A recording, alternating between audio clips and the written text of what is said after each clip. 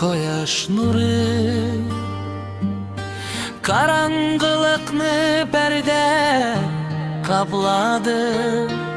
Yembezning arada tağım kinet divar kalkıp çıktı. La la la la la la.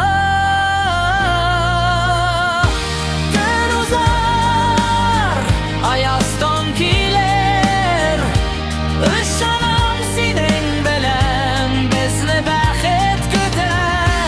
Gün öter yemsiz vakit öter koyaş çıgar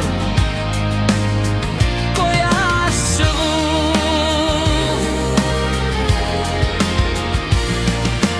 Qoşlar sayranmay başladı. Yıldızlar yaktı sütübelerge tide.